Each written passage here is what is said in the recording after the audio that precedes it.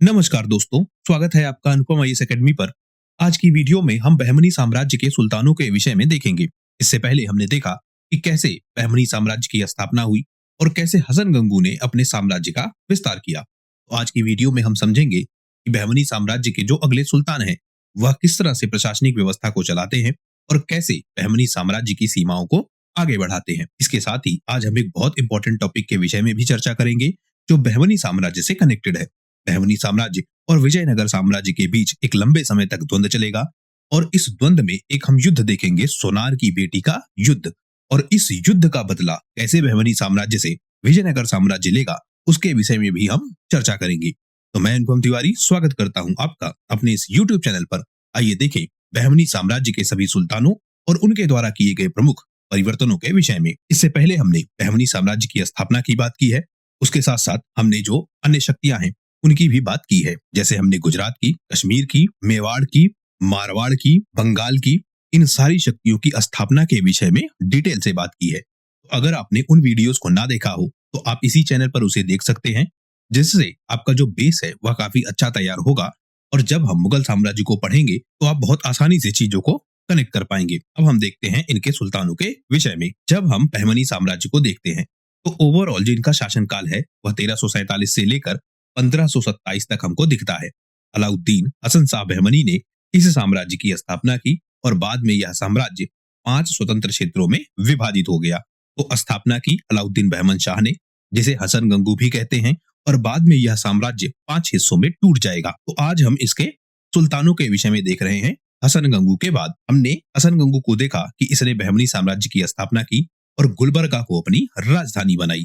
फारसी संस्कृति को इसने बढ़ावा दिया और यह कोशिश की कि जो हिंदू मुस्लिम एकता है वह बहमनी साम्राज्य में बनी रहे। इसके बाद सुल्तान बनेगा मोहम्मद शाह। 1358 से 1375 तक इसका शासनकाल हमको दिखेगा।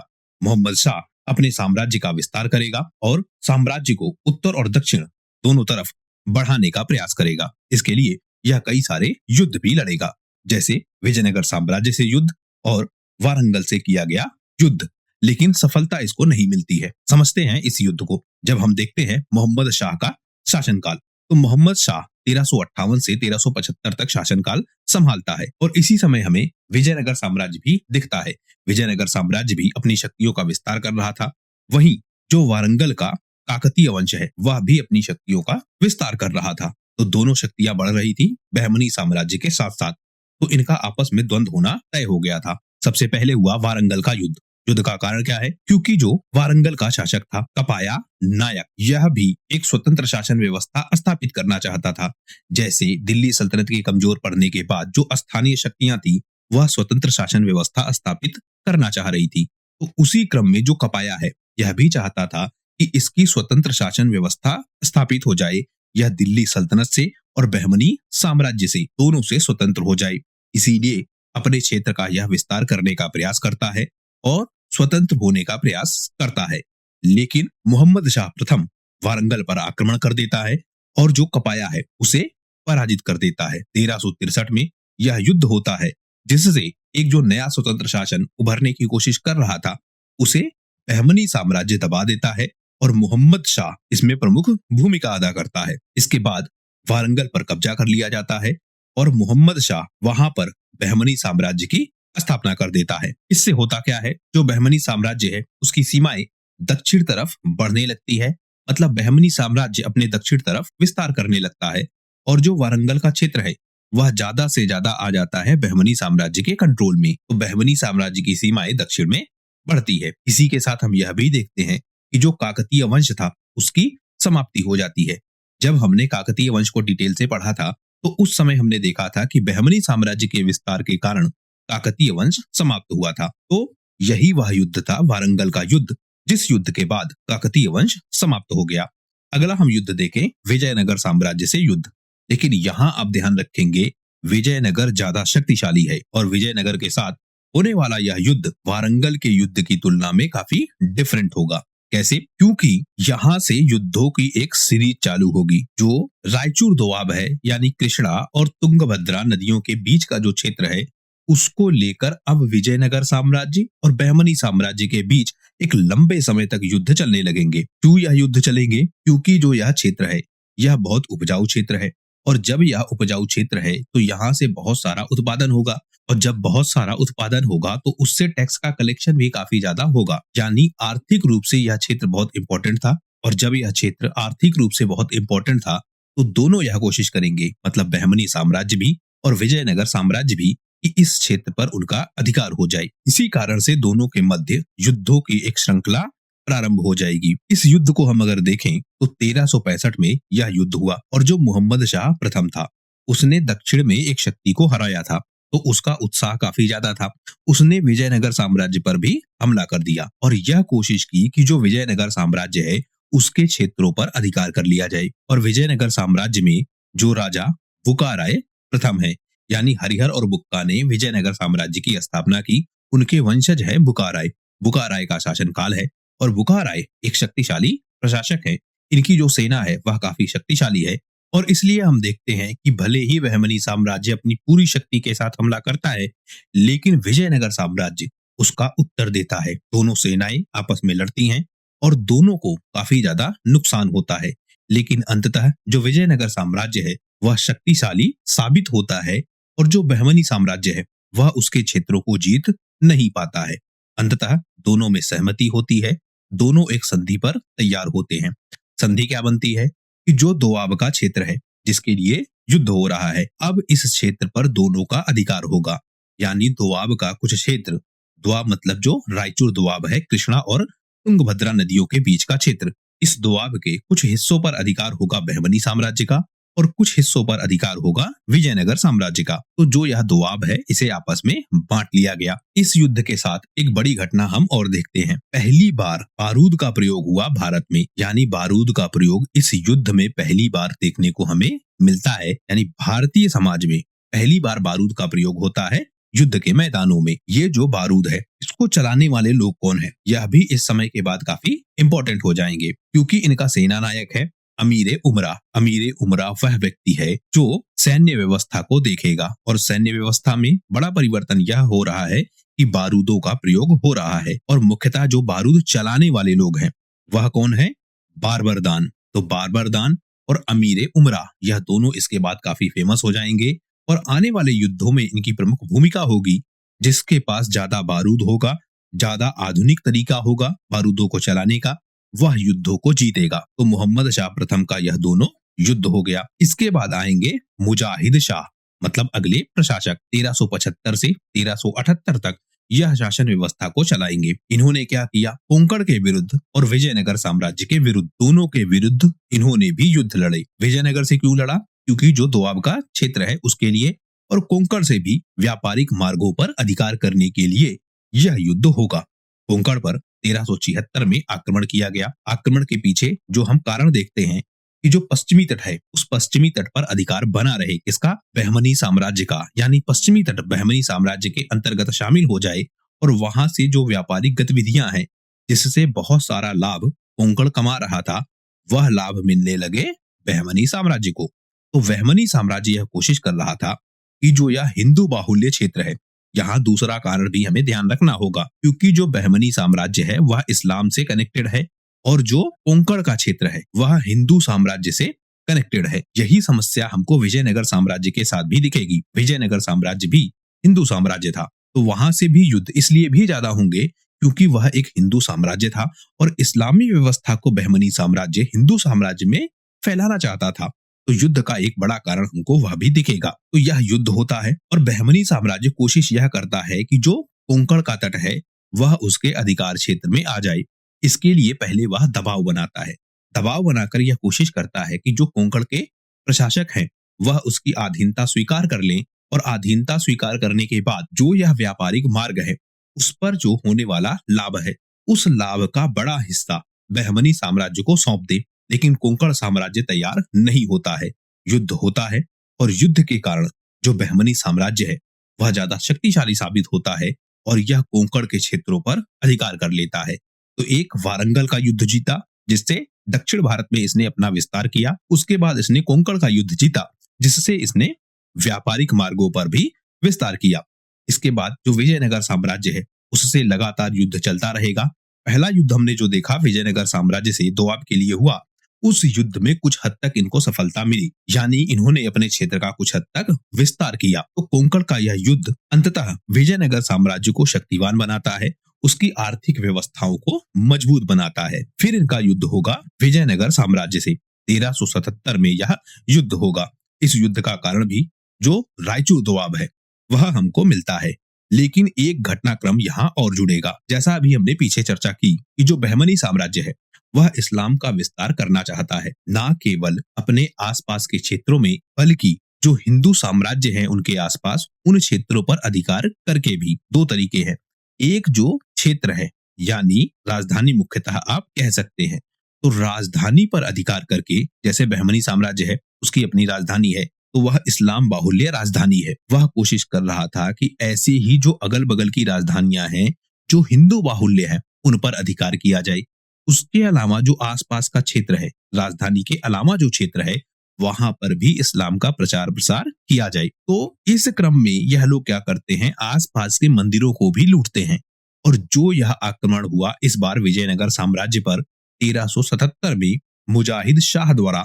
मुजाहिद शाह का लक्ष्य यह था कि जो तिरुपति मंदिर है इस मंदिर को लूटा जाए और इस मंदिर को लूटने के बाद जो इसकी संपत्ति है उस पर अधिकार किया जाए। कुल मिलाकर जो अंतिम लक्ष्य है कि इस्लाम का प्रचार प्रसार किया जाए और बुद्ध परस्ती यानी मूर्ति पूजा को समाप्त किया जाए, जो इस्लाम की मूल विचारधारा है, तो वह बढ़ाने का यह लोग प्रयास करते हैं। विजयनगर से यह युद्ध होता है और यहाँ पर इस बार शासक है बुकाराय प्रथम। लेकिन इस बार विजयनगर साम्राज्य ज्यादा तैयार था। विजयनगर साम्राज्य के इस राजा बुकाराय प्रथम ने बहुत मजबूती के साथ यह युद्ध लड़ा। बहमनी सेना को चारों तरफ से घेर लिया और घेर कर मजबूर कर दिया कि बहमनी सेना आत्मसमर्पण करे और युद्ध के मैदान से चली जाए। बहुत बुरी तरीके से बहमनी साम्राज्य की जो सेना है वह इस युद्ध को हार जाती है। और जब यह युद्ध मुजाहिद हार जाता है तो जो उसकी प्रतिष्ठा है उसके अपने साम्राज्य में, वह प्रतिष्ठा बहुत गिरने लगती है।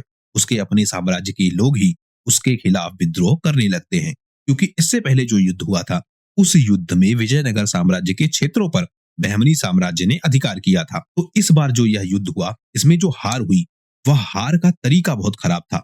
मतलब मुजाहिदीन की जो सेना है वह बहुत बुरी तरीके से हारी विजयनगर साम्राज्य के सामने। तो मुजाहिदीन की जो प्रतिष्ठा है वह प्रतिष्ठा खराब हो गई। पूरे साम्राज्य में उसके खिलाफ विद्रोह पैदा हो गया और जो उसके अपने दरबार के लोग हैं अब वह यह मानने लगे थे कि जो मुजाहिद शाह है वह एक अच्छा राजा नहीं है, वह बहमनी साम्राज्य की सीमाओं को आगे नहीं बढ़ा सकता है। और अंततः हम देखते हैं कि दरबारों में षड्यंत्र होते हैं। जो अमीर हैं दरबारों के वह षड्यंत्र में भाग लेते हैं और इस मुजाहिद शाह की हत्या कर दी जाती है। तो इस तरह मुजाहिद शाह का अंत हो जाता है। तो अभी जैसे हमने देखा बहमनी साम्राज्य, हसन गंगू ने इसकी स्थापना की है। इसके प्रमुख राजाओं को भी हम देख रहे हैं। चर्चा की हमने मुजाहिद शाह की 1375 से 1378 तक। इसके बाद आएगा गियासुद्दीन शाह 1378 से 1380 तक। लेकिन केवल और केवल 2 साल का इसका शासनकाल होगा और एक कमजोर शासक के रूप में हमें यह दिखता है। मुजाहिद शाह के समय ही जो बहमनी साम्राज्य की प्रतिष्ठा थी उस पर बहुत ठेस पहुंची थी। वह विजयनगर से जिस तरह से युद्ध हारा था उससे बहमनी साम्राज्य बहुत कमजोर महसूस कर रहा था। और उसका परिणाम यह दिखता है कि जो गियासुद्दीन शाह है वह 2 वर्षों तक ही शासन चला पाता है। फिर से एक नया प्रशासक आएगा और इस बार प्रशासक आएगा ताजुद्दीन फिरोज शाह 1397 से 1422 तक। यह नए परिवर्तन करेगा अपने साम्राज्य में। यह क्या करेगा, जो विदेशी हैं और विदेशियों में सबसे ज्यादा आप ध्यान रखेंगे अफाकी, ये जो आपके अफाकी आएंगे यह बाद में बहमनी साम्राज्य के पतन के पीछे एक बड़ा कारण बनेंगे। लेकिन अपनी शक्ति को बढ़ाने के लिए जो फिरोज शाह है वह इनको अपने साम्राज्य में शामिल करता है, मतलब बाहर से लोगों को लाकर अपने साम्राज्य में शामिल करता है। और अब बहमनी साम्राज्य 2 गुटों में बढ़ जाएगा। 2 गुट मतलब दरबार में 2 गुट हो जाएंगे। एक गुट को लीड करेगा दक्कन के लोग और दूसरे गुट को लीड करेंगे अफाकी लोग। अब अफाकी लोग कौन है, जिनको बाहर से लाया गया है और बाहर से लाने के बाद जिन्हें प्रशासन में हिस्सेदारी दी गई है। वहीं दक्कनी कौन है, जो स्थानीय लोग हैं वह, और उसमें हिंदू और मुस्लिम हमको दोनों दिखेंगे। इसके अलावा हम यह भी ध्यान रखेंगे कि जो मराठा है वह भी धीरे धीरे प्रशासन में शामिल होना प्रारंभ हो जाएंगे। मतलब मराठा भी अपने प्रारंभिक स्तर पर इन्हीं साम्राज्यों के अंतर्गत रहकर काम करेंगे। बाद में यह लोग भी स्वतंत्र शासन व्यवस्था स्थापित करेंगे और मराठा साम्राज्य की स्थापना करेंगे। लेकिन शुरुआत उन लोगों ने यहीं से की थी। तो फिरोज शाह नए परिवर्तन करता है और इससे हम देखते हैं कि जो प्रशासन है, उस प्रशासन में जो हिंदुओं की संख्या है वह बड़ी मात्रा में दिखने लगती है। विजयनगर के सामने जो पिछला युद्ध हुआ जिसे मुजाहिद शाह हार गया था, इस युद्ध के पीछे एक बड़ा कारण हमको यह भी दिखता है कि विजयनगर ने एक तरीके से धार्मिक भावना के साथ यह युद्ध लड़ा था। युद्ध कैसा हो गया था? इस्लाम वर्सेस हिंदू। तो उस कारण से अब यह परिवर्तन कर रहा है और जो विदेशी हैं उनको अपने साम्राज्य में शामिल कर रहा है, जो हिंदू हैं उनको भी अपने साम्राज्य में उच्च पदों पर नियुक्त कर रहा है। इससे जो प्रशासनिक व्यवस्था है उसका ढांचा पूरी तरह से परिवर्तित हो जाएगा और इस परिवर्तित ढांचे का लाभ यह उठाना चाहेगा। इसने अपने साम्राज्य में इराक से, ईरान से, अरब से, इन सारे क्षेत्रों से मुस्लिमों को आमंत्रित किया और उनको प्रशासन में ऊंचे पद दिए। अब इससे क्या समस्या आएगी? क्योंकि जो यह विदेशी हैं, आप इन्हें विदेशी कह सकते हैं, तो जो यह बाहरी लोग हैं या जो विदेशी लोग हैं यह होंगे अफाकी ग्रुप में, और जो स्थानीय दक्कनी गुट है जिसमें बहमनी साम्राज्य के स्थानीय मुस्लिम, मराठा, हिंदू यह सब शामिल होंगे। मतलब मराठा भी हिंदू हैं बट एक अलग कैटेगरी के साथ आप इसको समझ सकते हैं। तो यह सारे लोग भी इस गुट में होंगे, दक्कनी गुट में। और दक्कनी गुट वर्सेस अफाकियों का गुट यह बहमनी साम्राज्य में बंटने लगेगा। इसका प्रशासन में ज्यादा कंट्रोल हो, इस बात को लेकर लड़ाई चलने लगेगी और अंततः जो बहमनी साम्राज्य है वह भी कमजोर पड़ेगा इसी गुटबाजी के कारण। इसी तरह की गुटबाजी की समस्या आपको मुगल काल में भी दिखेगी, जब आपका ईरानी गुट, तुरानी गुट यह सब आपस में लड़ेंगे और जो स्थानीय लोग हैं वह, तो इसी तरह की जब गुटबाजी होगी मुगल साम्राज्य में तो वह भी कमजोर पड़ेगा। यही हो रहा था बहमनी साम्राज्य के साथ भी। तो ताजुद्दीन फिरोज शाह शासन व्यवस्था को संभालता है, नए परिवर्तन करता है और भीमा नदी के किनारे फिरोजाबाद नगर की स्थापना करता है। इसके साथ साथ दौलताबाद में एक वेधशाला बनवाता है, फारसी और अरबी संस्कृति को बढ़ावा देता है। लेकिन सबसे महत्वपूर्ण क्या है? विजयनगर साम्राज्य के खिलाफ किया गया युद्ध। इसे हम बहुत डिटेल से कवर करेंगे क्योंकि यहाँ से एक नया परिवर्तन आपको देखने को मिलेगा। इसके अलावा इसने राजधानी ट्रांसफर कर दी गुलबर्गा से, अब बीदर को राजधानी इसने बना दिया। तो पहले राजधानी क्या थी? गुलबर्गा। बाद में राजधानी क्या हो गई? बीदर। और बीदर को राजधानी के रूप में ट्रांसफर किसने किया? फिरोज शाह ने। फिरोज शाह के साथ एक समस्या हम और देखते हैं। जैसी समस्या फिरोज शाह तुगलक के साथ दिख रही थी, फिरोज शाह तुगलक भी बहुत सारे परिवर्तन कर रहा था और उन बहुत सारे परिवर्तन में वह धार्मिक नीतियों के साथ भी परिवर्तन कर रहा था। मतलब साम्राज्य की जो धार्मिक नीतियां हैं उन नीतियों में हस्तक्षेप कर रहा था, उन्हें भी प्रशासनिक तरीके से परिवर्तित करने की कोशिश कर रहा था। और यही काम फिरोज शाह भी कर रहा था बहमनी साम्राज्य में। फिरोज शाह जब ऐसा करेगा तो जो उलेमा है वह उससे नाराज हो जाएंगे, सूफी संत हैं वह भी उससे नाराज हो जाएंगे। इसी में एक सूफी संत हैं गेसूदराज। गेसूदराज और फिरोज शाह के मध्य संघर्ष प्रारंभ हो जाता है और यह संघर्ष न केवल प्रशासनिक स्तर पर बल्कि नागरिकों के स्तर पर भी प्रारंभ हो जाएगा। कैसे? आइए समझते हैं। यह एक सूफी संत थे। कौन? गेसूदराज। और गेसूदराज बहमनी साम्राज्य के अंतर्गत निवास कर रहे थे। जो बहमनी साम्राज्य के लोग हैं वह गेसूदराज की बहुत इज्जत करते थे। न केवल प्रशासक बल्कि राज्य की जो आम जनता है वह भी गेसूदराज की बहुत इज्जत करती थी। गेसूदराज बाद में फिरोज शाह के साथ विवाद में उलझ जाते हैं और इस विवाद के बाद गेसूदराज बहमनी साम्राज्य को छोड़ देते हैं, यानी जो उनकी राजधानी है गुलबर्गा उसको छोड़ देते हैं और छोड़कर चले जाते हैं बीजापुर। संघर्ष के कारण अगर हम देखें तो जो आपका फिरोज शाह था या धार्मिक मामलों में हस्तक्षेप कर रहा था और सूफी संतों को, उलेमाओं को यह लगने लगा, स्पेशली उलेमा, उनको यह लगने लगा कि उनकी शक्ति यह कमजोर कर रहा है, यानी उनके अधिकार क्षेत्र के मामलों पर हस्तक्षेप कर रहा है। इससे यह लोग नाराज हो जाते हैं और गुलबर्गा से प्रस्थान कर देते हैं गेसूदराज। गेसूदराज क्या कहते हैं? उनकी जो भी विचारधारा है उनका वह लोग आदर के साथ पालन कर रहे थे। यही जो आपका फिरोज शाह है, फिरोज शाह यह बात नहीं मानता है। मतलब अपने तरीके से वह धार्मिक व्यवस्थाओं में परिवर्तन कर रहा था और गेसूदराज को लगता था, इसके अलावा जो उलेमा है उन्हें भी, इन सबको यह लगता था कि प्रशासनिक व्यवस्था राजा को देखनी चाहिए, धार्मिक व्यवस्था में कोई हस्तक्षेप राजा की तरफ से नहीं होना चाहिए। और जब यह काम फिरोज शाह करने लगता है तो यह लोग नाराज हो जाते हैं गुलबर्गा से यह चले जाते हैं बीजापुर। इससे जो गुलबर्गा का क्षेत्र है, वहां का जो धार्मिक वातावरण है, वह अब राजा के खिलाफ हो जाता है। यानी जो आम जनता है वह भी धीरे धीरे राजा के खिलाफ होने लगती है। दरबार में गुटबाजी पहले से ही प्रारंभ हो चुकी थी। अफाकी और जो दक्कनी लोग हैं उनके बीच गुटबाजी यह चल रही थी। इस गुटबाजी को और ज्यादा प्रोत्साहन मिलता है जब गेसुदराज इसे छोड़कर चले जाते हैं। प्रजा में भी इससे असंतोष फैल जाता है और जो भी लोग हैं, चाहे वह प्रशासन में है चाहे वह आम जनता है, यह सब विरोध करने लगते हैं फिरोज शाह की इस नीति का। इन सब के कारण हम देखते हैं कि जो फिरोज शाह है उसे बहुत सारी समस्याओं का सामना करना पड़ता है। जो उसकी राजनीतिक व्यवस्था है उसमें बहुत अस्थिरता आ जाती है। जो गुटबाजी है वह भी बहुत ज्यादा होने लगती है। जो जनता है उनमें भी बहुत सारा असंतोष हमको देखने को मिलता है। तो बहुत संघर्षशील यह शासन व्यवस्था हो जाती है। लेकिन हमको यह भी समझना होगा कि गेसुदराज ने गुलबर्गा छोड़ा, लेकिन गुलबर्गा छोड़ने के बाद वह बीजापुर ही क्यों गए? किसी अन्य क्षेत्र पर भी वह जा सकते थे। तो क्यों गए? उसका एक सबसे पहला कारण हमको दिखता है क्योंकि राजनीतिक शांति वहां दिख रही थी। ऐसी राजनीतिक शांति क्योंकि जो बहमनी साम्राज्य है वह लगातार संघर्ष कर रहा था। विजयनगर से लड़ रहा था, कोंकण से लड़ रहा था, वारंगल से लड़ रहा था। यानी राजनीतिक जो स्थिति है वह विजयनगर साम्राज्य की काफी डिस्टर्ब थी। इस कारण से गेसुदराज ने बीजापुर को चुना क्योंकि जो बीजापुर का क्षेत्र था वह अपेक्षाकृत काफी शांतिपूर्ण था गुलबर्गा की तुलना में। इसके अलावा जो गुलबर्गा का क्षेत्र है वहां का प्रशासक गेसुदराज की बातों को मानने लगा था। यानी एक तरफ गुलबर्गा का प्रशासक है जो गेसुदराज की बातों को नहीं मान रहा है, दूसरी तरफ जो बीजापुर का प्रशासक है वह गेसुदराज की बातों को मानने के लिए तैयार है, उसका आदर कर रहा था। तो गेसुदराज को ऐसा लगने लगा कि जो बीजापुर का क्षेत्र है वहां पर उन्हें ज्यादा सम्मान मिलेगा, उनकी बातों को तवज्जो दिया जाएगा।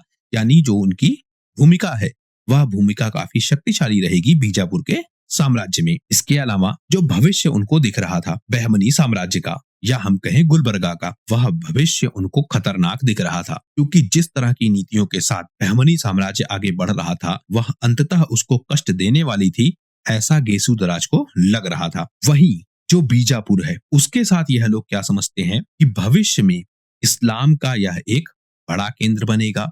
जो इस्लामी शासन व्यवस्था है यह ज्यादा मजबूती के साथ इस क्षेत्र में विकसित होगी। तो इन सारे कारणों से गेसुदराज ने गुलबर्गा को छोड़कर बीजापुर को चुना था। अब हम देखें क्योंकि जो यह फिरोज शाह का शासनकाल है इसकी नीतियों के कारण बहुत सारे विद्रोह प्रारंभ हो जाएंगे। कैसे विद्रोह? एक तो विद्रोह होंगे साम्राज्य के अंदर, यानी दरबारी गुटबाजी और जनता इसके अगेंस्ट हो जाएगी। लेकिन इसके साथ साथ आप यह भी ध्यान रखेंगे कि जब भी किसी प्रशासनिक व्यवस्था में जो शासन है वह अंदर से कमजोर होता है तो बाहरी हमले होने की जो संभावना है वह सबसे चरम पर होती है। तो फिरोज शाह के शासनकाल के दौरान भी ऐसे बहुत सारे विद्रोह हुए। इनमें अगर हम देखें तो कुली, कुतुबुल मुल्क और दक्कनी अफगानों का विद्रोह हमें दिखेगा। यह विद्रोह फिरोज शाह की नीतियों के कारण हो रहा था और जो अफगान सरदार हैं, जो तुर्की सरदार हैं, वह सब इसकी नीतियों का विरोध करने लगे और इसके खिलाफ विद्रोह करने लगे। विद्रोह का एक बड़ा कारण हम और देखते हैं। जो विजयनगर साम्राज्य को लेकर नीति है फिरोज शाह की, वह नीति क्या है अभी हम आगे देखेंगे कि एक विवाह के लिए यह आक्रमण करेगा और विजयनगर साम्राज्य से एक बहुत बड़ा युद्ध कर लेगा। तो विजयनगर साम्राज्य को लेकर जो इसकी नीति है उसके कारण भी लोग इसका विद्रोह करते हैं। जो हिंदू सरदार हैं, क्योंकि प्रशासन में यह उनको उच्च पद दे रहा था, यह बैलेंस बनाने की कोशिश कर रहा था विजयनगर साम्राज्य के साथ। यानी जो हिंदू लोग हैं बहमनी साम्राज्य में, वह विजयनगर साम्राज्य के खिलाफ खड़े हो सके, यानी एक हिंदू दूसरे हिंदू के खिलाफ खड़ा हो सके, इस बात को यह प्रमोट कर रहे थे और इसी कारण से हिंदुओं को यह प्रशासनिक व्यवस्था में उच्च पद दे रहे थे। लेकिन जो दरबारी लोग हैं वह इसका विरोध कर रहे थे और इस कारण भी हम देखते हैं कि यह विद्रोह होने लगते हैं। इन विद्रोहों के कारण फिरोज शाह को बहुत सारी कठिनाइयों का सामना करना पड़ता है और अंततः विजयनगर साम्राज्य के साथ एक बड़ा युद्ध भी इन्हें करना पड़ता है। जो अमीर हैं, उलेमा है, वह भी विद्रोह करने लगे क्योंकि जैसा अभी हमने पीछे देखा कि गेसुदराज ने इसके क्षेत्र को छोड़ दिया और उसके साथ साथ जो उलेमा है वह भी यह मानते थे कि जिस तरह की नीतियों के साथ यह आगे बढ़ रहा है, जिस तरह धार्मिक व्यवस्थाओं में यह परिवर्तन कर रहा है, यह समाज के लिए ठीक नहीं है। पूरी प्रशासनिक संरचना को यह जिस तरह से परिवर्तित कर रहा है वह इस्लामी व्यवस्था के अगेंस्ट है और इस कारण उलेमा, अमीर सब इसका विरोध करने लगते हैं। दरबार में गुटबाजी प्रारंभ हो जाती है और पतन इस साम्राज्य का प्रारंभ होना हमें दिखाई देने लगता है। इसके साथ साथ विजयनगर साम्राज्य से एक लंबा युद्ध इसका चलता है। कोंकण को लेकर पहले से ही विवाद चल रहा था और विजयनगर के साथ जो रायचूर दोआब है उसे लेकर विद्रोह भी प्रारंभ हो चुके थे। जो यह कोंकण का क्षेत्र था जिसे बहमनी साम्राज्य ने जीता था, इस क्षेत्र पर भी जो विजयनगर साम्राज्य है वह अपना अधिकार चाहता था। यानी व्यापारिक रूप से इंपॉर्टेंट इस प्लेस पर अब विजयनगर साम्राज्य भी चाहता था कि उसका अधिकार हो जाए।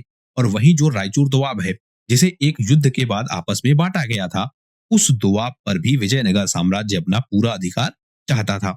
वहीं बहमनी साम्राज्य भी कोंकण पर और रायचूर दोआब पर अपना पूरा अधिकार चाहता था। युद्ध का सबसे बड़ा कारण हमको यही दिखता है। इस समय हरिहर द्वितीय का शासनकाल है विजयनगर साम्राज्य में। इस बार फिरोज शाह ने विजयनगर साम्राज्य को पराजित कर दिया और पराजित करने के बाद जो रायचूर दोआब है उस पर अधिकार कर लिया। लेकिन रायचूर दोआब पर अधिकार को लेकर होने वाला यह द्वंद्व समाप्त नहीं हुआ, यह द्वंद्व आगे भी चलता रहा। हरिहर द्वितीय के बाद देवराय प्रथम, देवराय द्वितीय, यह सारे बहमनी साम्राज्य से लड़ते रहे इस क्षेत्र के लिए। दो युद्ध हमको देखना होगा, एक कोंकण के साथ युद्ध और दूसरा बेलगाम का युद्ध। यह दोनों युद्ध हमें समझने पड़ेंगे। कोंकण और बेलगाम को लेकर जो यह युद्ध हुए, इन युद्धों के साथ हम देखते हैं कि कभी कभी जो विजयनगर साम्राज्य की सेना है वह विजयी होती थी, कभी कभी जो बहमनी साम्राज्य की सेना है वह विजयी होती थी। यानी दोनों एक दूसरे को कड़ी टक्कर दे रहे थे। घटनाक्रम हम देखते हैं इस युद्ध का।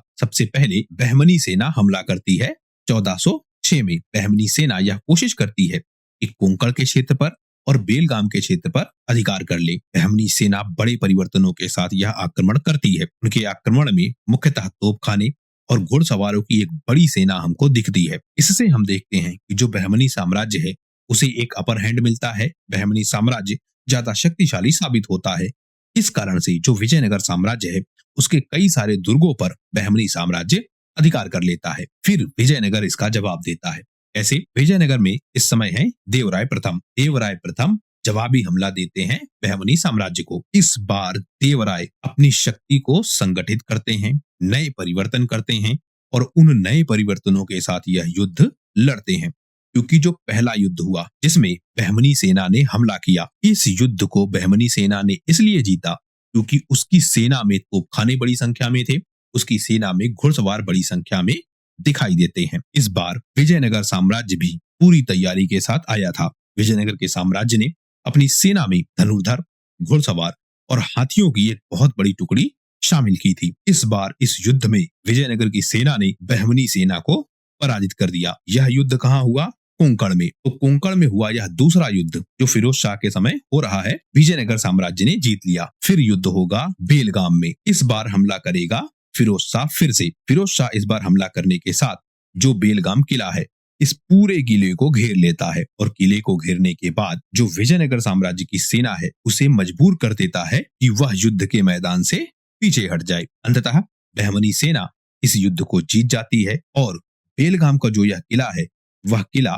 बहमनी साम्राज्य के अंतर्गत शामिल हो जाता है। अगला युद्ध फिर होगा, लेकिन इस युद्ध में भी जो फिरोज शाह है वह भारी पड़ता है और विजयनगर की सेना को पराजित कर देता है। विजयनगर को कोंकण का क्षेत्र और बेलगाम के क्षेत्र को छोड़ना पड़ता है।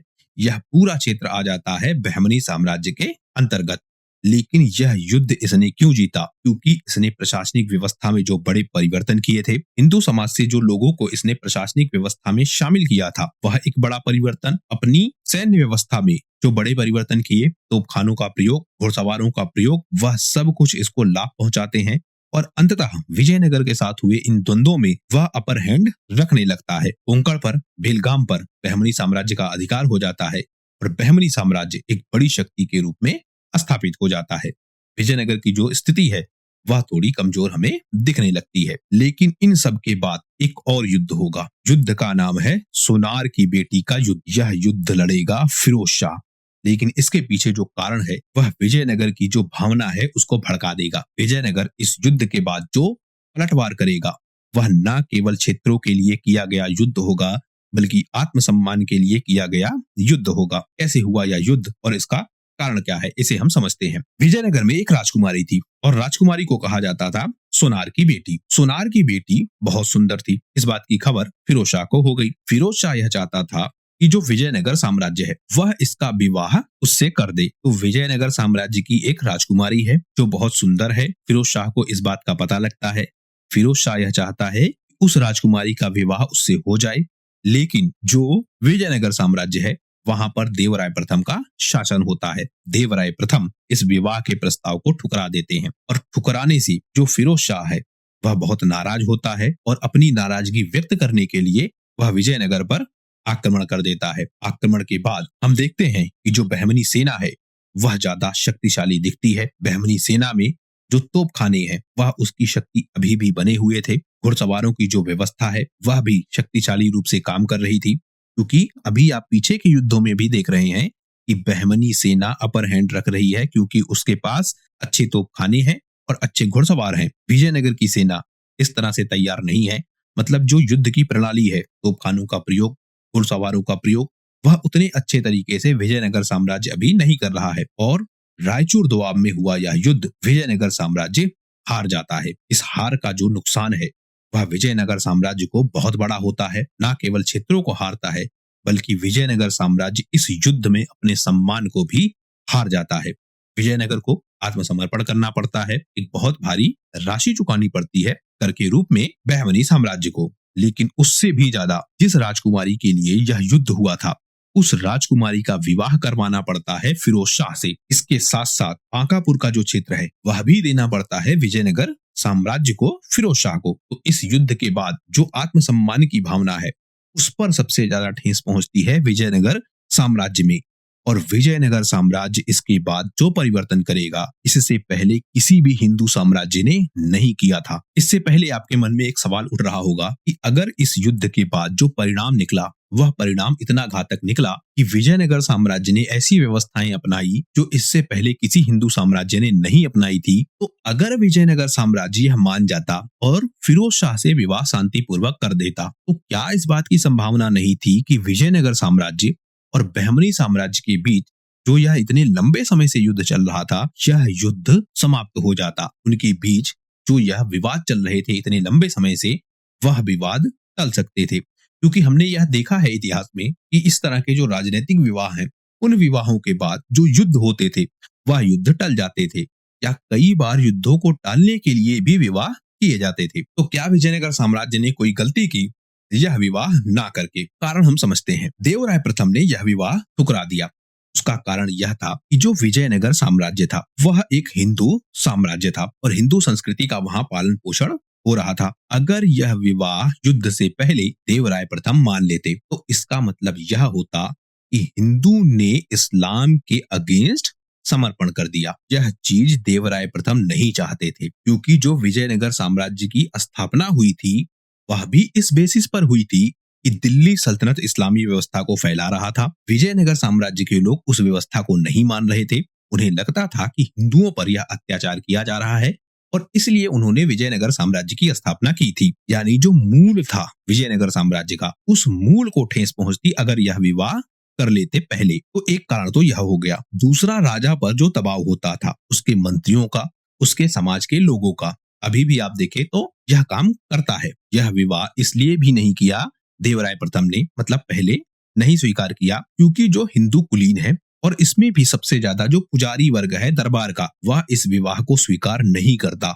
वह सारे लोग देवराय प्रथम के अगेंस्ट हो जाते। इस विवाह के बाद भले ही युद्ध को हारने के बाद यह विवाह हुआ, लेकिन जो दरबारी लोग हैं अब वह सारे देवराय प्रथम के साथ खड़े हो जाएंगे और देवराय प्रथम अगर परिवर्तन करेगा समाज में तो उसे वह लोग समर्थन देंगे। अगर ऐसा नहीं होता तो वह सब देवराय के अगेंस्ट हो जाते। तो दूसरा कारण यह हो गया। तीसरा कारण यह जो सबसे बड़ा दिखता है कि अगर यह विवाह होता तो जो हिंदू साम्राज्य है विजयनगर का उसमें इस्लाम का प्रवेश होता और इस्लाम का प्रवेश होने के साथ साथ जो इस्लामी व्यवस्थाएं हैं वह भी पहुंचती विजयनगर साम्राज्य में। यानी जो इनकी मूल भावना है स्थापना की उस पर सबसे ज्यादा ठेस पहुंचती। इसके साथ साथ जो धार्मिक नीतियां हैं उनमें कट्टरता आ जाती। ऐसी कट्टरता क्योंकि दोनों समाज आपस में मिलते और जब दोनों समाज आपस में मिलते उससे अपने समाज को जो सुरक्षित रखने की भावना है वह दोनों समाजों में जागृत होती। विजयनगर साम्राज्य इस बात की कोशिश करता कि अपनी जो मूल अवस्था है, यानी जो उनका हिंदू धर्म है, उसे किसी तरह से बचा कर रखें। जो बहमनी साम्राज्य के लोग हैं, वह यह कोशिश करते कि विजयनगर साम्राज्य में इस्लाम का प्रचार प्रसार किया जाए। तो दोनों अपनी अपनी धार्मिक व्यवस्थाओं के साथ आगे बढ़ते और उससे कट्टरपंथी आती। तो भले ही यह विवाह हो जाता, लेकिन इस विवाह के बाद भी दोनों साम्राज्यों में युद्ध ना रुकते। दोनों साम्राज्य के राजा के अलावा अब जनता भी आपस में लड़ने लगती। तो इन सारे कारणों से देवराय प्रथम ने यह विवाह नहीं किया, लेकिन इसका बदला देवराय प्रथम ने जरूर लिया। कैसे लिया? देवराय प्रथम ने यह समझ लिया कि उन्होंने युद्ध क्यों हारा है, और इस युद्ध को हारने के बाद वह कई सालों तक तैयारी करते हैं। अपनी सैन्य व्यवस्था में सबसे ज्यादा परिवर्तन करते हैं। अपनी कूटनीतियों में भी वह कई सारे सुधार करते हैं, क्योंकि जो देवराय प्रथम है, उन्होंने समझा कि सबसे बड़ी ताकत क्या है बहमनी साम्राज्य की। तो उन्होंने देखा कि जो घुड़सवार है वह इनकी ताकत है, उसके अलावा जो तोपखाने हैं वह इनकी ताकत है। अगर यह दोनों ना होते बहमनी साम्राज्य के पास, तो शायद वह विजयनगर साम्राज्य को नहीं पराजित कर पाते। तो देवराय प्रथम ने पहला परिवर्तन यह किया, अपनी सेना में बहुत बड़ी संख्या में घुड़सवार शामिल किए, तोपखाने को भी इंट्रोड्यूस करवाया सेना में। इसके अलावा अब वह परिवर्तन हुए जो इससे पहले किसी भी हिंदू साम्राज्य ने नहीं किए थे। इन्होंने अपनी सेना में अरब के लोगों को, तुर्की के लोगों को, अफगान के लोगों को, इन सब को शामिल किया। यानी हिंदू साम्राज्य में मुस्लिम सेना अब शामिल हो गई, जो हिंदुओं की तरफ से लड़ेगी इस्लाम के विरुद्ध। यह परिवर्तन हमको दिखने लगा देवराय प्रथम के दौरान। इस बार जो विजयनगर की सेना है वह पूरी तरीके से तैयार थी। तोपखाने विकसित कर चुके थे, घुड़सवार यह विकसित कर चुके थे, जो अच्छे घुड़सवार हैं। क्योंकि जो अफगान का क्षेत्र है, हमने इस बात की चर्चा कई बार की है, क्योंकि वहां घोड़े बड़ी संख्या में मिलते थे। जो तुर्क का क्षेत्र है, वहां भी घोड़े बड़ी संख्या में मिलते थे। तो जो घुड़सवारी है वह ज्यादा फेमस थी भारतीय क्षेत्र की तुलना में। अब यहाँ दो चीजें हैं। एक, भारत में आपको घुड़सवार मिलेंगे जो संख्या में तो कम है लेकिन अच्छे घुड़सवार हैं। मतलब भारत में अच्छे घुड़सवार मिलेंगे, लेकिन जो उनकी संख्या है वह क्या है, बहुत कम है। वहीं जो तुर्क का क्षेत्र है, अफगान का क्षेत्र है, यहाँ पर घुड़सवार आपको बहुतायत में मिलेंगे। तो इस कारण से जो घुड़सवारी की व्यवस्था है उसमें परिवर्तन किया गया, इन्हें शामिल किया गया। दूसरा, तोपखाने भी जोड़े गए। यह भी हमने देखा। अब जो यह नई तकनीकी है, तोपखानों का प्रयोग, बारूदों का प्रयोग, धनुधरों का प्रयोग, घुड़सवारों का प्रयोग, यह सारे प्रयोग करेगा विजयनगर साम्राज्य। देवराय प्रथम इस बार पूरी तरीके से परिवर्तित रणनीति के साथ युद्ध के मैदान में आते हैं, और इसका प्रभाव हमको यह दिखता है कि 1423 में हुए इस युद्ध में बहमनी साम्राज्य को बहुत नुकसान उठाना पड़ता है। इस बार वह सारे काम किए विजयनगर साम्राज्य ने जो इससे पहले बहमनी साम्राज्य या उनके जैसे इस्लामी व्यवस्थाओं के साम्राज्यों ने किया था। विजयनगर साम्राज्य पूरी रणनीति के साथ, पूरी ताकत के साथ बहमनी साम्राज्य पर हमला करती है। इनके क्षेत्रों को जीतती है, इनके शहरों को लूटती है। गुलबर्गा को, बीदर को, रायचूर को, इन सब को जमकर लूटते हैं विजयनगर साम्राज्य के लोग। इससे पहले विजयनगर साम्राज्य अपनी रक्षा करता था। विजयनगर साम्राज्य पर जब हमला होता था तब विजयनगर साम्राज्य उसका उत्तर देता था। लेकिन इस बार परिस्थिति पूरी तरह से परिवर्तित हो चुकी थी। विजयनगर साम्राज्य ने न केवल हमला किया, बल्कि जिस तरह से तुर्क हमला करते थे, जिस तरह से इस्लामी व्यवस्था के लोग हमला करते थे, और जिस तरह से बहमनी साम्राज्य के लोग हमला करते थे, उसी तरह का हमला विजयनगर साम्राज्य ने भी किया। और विजयनगर साम्राज्य ने पूरी तरीके से जवाब दिया बहमनी साम्राज्य को। फिरोज शाह की जो शासन व्यवस्था है वह पूरी तरीके से डगमगा गई। जिस तरह से विजयनगर साम्राज्य ने यह हमला किया, वह हमला ना तो फिरोज शाह झेल पाया और ना बहमनी साम्राज्य। पूरी तरीके से विजयनगर साम्राज्य ने बहमनी साम्राज्य को हिलाकर रख दिया। अंततः फिरोज शाह ने नैतिक रूप से भी अपनी हार स्वीकार कर ली और अपनी गद्दी छोड़ दी। राजा का पद इस बार मिला अहमद शाह प्रथम को। यानी विजयनगर साम्राज्य में जो राजा है वह परिवर्तित हो गया इस युद्ध के बाद। यह जो आपका अहमद शाह प्रथम है, यह फिरोज शाह का भाई है। अब यह संभालेगा बहमनी साम्राज्य की गद्दी को। इस युद्ध को जीतने के बाद जो विजयनगर साम्राज्य की प्रतिष्ठा खराब हुई थी, मतलब पीछे भी आपने देखा रायचूर दोआब में उन्होंने युद्ध हारा, उससे पहले जो युद्ध हुआ उसमें समझौता हुआ, रायचूर दोआब का एक क्षेत्र देना पड़ा। फिर जो यह युद्ध हुआ सोनार की बेटी वाला, इस युद्ध को भी विजयनगर साम्राज्य ने हारा। ये जो हार का अपमान है जो विजयनगर साम्राज्य एक लंबे समय से ढोता आया था, यह युद्ध उस हार के अपमान को धो देता है। विजयनगर साम्राज्य अपनी पुरानी प्रतिष्ठा फिर से प्राप्त कर लेता है और जो बहमनी साम्राज्य है वह न केवल टूटता है बल्कि आंतरिक विद्रोहों से भी घिर जाता है। विजयनगर साम्राज्य में बहुत सारे विद्रोह होने लगते हैं और अंततः यह साम्राज्य ही कमजोर पड़ने लगता है। इस युद्ध के बाद एक चीज और सीखी गई भारतीय समाज में कि अगर युद्धों को जीतना है, यहाँ चर्चा हुई है बहमनी सल्तनत की, लेकिन परिवर्तन क्या दिखा कि अगर युद्धों को जीतना है तो नीतियों में परिवर्तन करना पड़ेगा। जब तक नीतियों में परिवर्तन नहीं होगा युद्धों को नहीं जीता जा सकता, क्योंकि जिस तरह की युद्ध नीतियों के साथ तुर्क, अफगान और ईरान के लोग लड़ रहे थे, उन रणनीतियों के साथ भारतीय योद्धाओं को भी लड़ना पड़ेगा। और इस बात का सबसे ज्यादा प्रभाव हम देखेंगे मराठा साम्राज्य के साथ। मराठा साम्राज्य उन सारी रणनीतियों के साथ युद्ध लड़ेगा जिन रणनीतियों के साथ यह लोग युद्ध लड़ रहे थे। यह लोग मतलब ईरान के लोग, तुर्क के लोग, अफगान के लोग या फिर मंगोल भी कुछ हद तक, उन सारी रणनीतियों को मराठा साम्राज्य अपनाएगा। तो इस तरह हमने देखा कि कैसे बहमनी साम्राज्य और विजयनगर साम्राज्य के बीच यह द्वंद्व चला। कैसे बहमनी साम्राज्य का जो उत्तराधिकारी था फिरोज शाह, वह लगातार युद्धों को जीतते हुए भी एक ऐसी गलती कर बैठा जिससे बहमनी साम्राज्य की जो नींव है वह पूरी तरीके से हिल गई और भारतीय समाज ने नए परिवर्तनों को स्वीकार करना प्रारंभ कर दिया। इसके बाद हम बहमनी साम्राज्य के अन्य सुल्तानों को भी देखेंगे, कैसे उन सुल्तानों ने परिवर्तन किया और कैसे अंततः जो बहमनी साम्राज्य है वह 5 हिस्सों में टूट गया। आने वाली वीडियोस में उन टॉपिक को भी हम काफी डिटेल से कवर करेंगे। आशा करता हूँ यह वीडियो आपको पसंद आया होगा और वीडियो आपकी परीक्षा के लिए काफी उपयोगी होगा। अगर वीडियो पसंद आया हो तो प्लीज शेयर कीजिए अपने दोस्तों के साथ, सब्सक्राइब कीजिए इस चैनल को। आपका हमसे जुड़ने के लिए बहुत बहुत धन्यवाद। आपका दिन शुभ हो।